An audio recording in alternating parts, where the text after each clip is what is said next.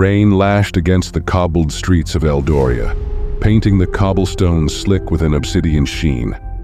Inside the dimly lit, Whispering Serpent Tavern, Silas Gray, private investigator extraordinaire, nursed a lukewarm ale.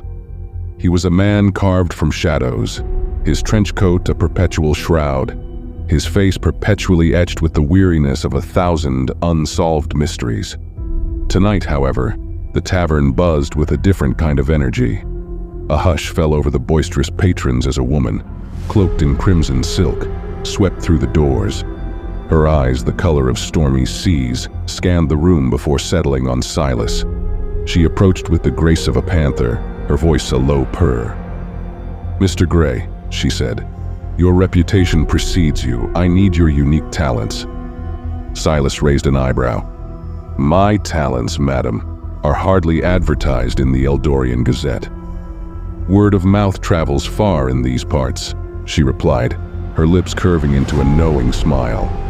"I am Alara, daughter of the esteemed Duke Eldoran, and my brother, Prince Caspian, has vanished." The name Caspian sent a tremor through Silas. The prince, notorious for his hedonistic pursuits and penchant for trouble, had been a constant thorn in Eldoria's side. Yet Silas couldn't ignore a plea for help, especially one so alluring. "Where do you suggest I begin, Lady Alara?" he asked, a flicker of intrigue dancing in his eyes. Alara produced a crumpled parchment. "Caspian was last seen near the Whispering Woods," she said, her voice laced with worry. "There are whispers of a mythical creature lurking there, a shadow beast with eyes like burning embers." "Mythical creatures," Silas scoffed inwardly. Eldoria was a land of politics and intrigue, not fantastical beasts. Yet, Alara's conviction was undeniable.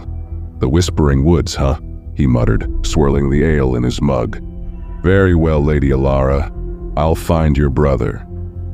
With a curt nod, Silas slipped into the night, the rain clinging to his coat like a shroud.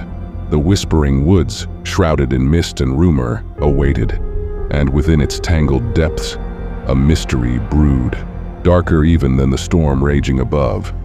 As Silas navigated the treacherous paths, the whispers of the woods grew louder, rustling leaves morphing into sinister murmurs. Shadows danced in the flickering torchlight, and the air crackled with an unseen energy. Then, a guttural roar echoed through the trees, sending chills down his spine. He stumbled upon a clearing, bathed in an eerie moonlight. There in the center stood a creature of nightmares, a hulking beast with fur the color of midnight and eyes that burned like embers. It was the Shadow Beast, legend made flesh. But Silas was no stranger to danger. He lunged, his movements honed by years of experience. The beast, surprised by his attack, roared in fury. The fight was a whirlwind of fangs and claws, shadows dancing a deadly ballet. Silas dodged a swipe that could have cleaved him in two, his blade finding its mark in the beast's flank. With a final ear-splitting cry, the Shadow Beast stumbled back, its embers fading. Then, with a shudder, it dissolved into wisps of smoke, leaving behind only the silence of the woods. Silas collapsed, his breath ragged, his body a testament to the brutal struggle. He had faced the mythical beast and lived. But the mystery was far from over. Where was Caspian? He soon found him, bound and unconscious at the heart of the clearing. Upon awakening, Caspian, shaken but unharmed, revealed a shocking truth. He hadn't been kidnapped by a beast, but by a political rival seeking to destabilize Eldoria. The Shadow Beast was merely a fabricated tale, a smokescreen for a sinister plot. Silas, with Caspian at his side, exposed the conspiracy, bringing the true culprit to justice. The Whispering Woods, once a place of fear and myth, became a symbol of Silas's daring and Caspian's redemption. As the sun rose, casting its golden light upon Eldoria, Silas Gray walked away, a lone figure against the dawn. The whispers of the woods faded, leaving only the echo of a case solved and a city saved. He was, and always would be, the shadow in the night. ready to face whatever darkness lurked in the corners of Eldoria.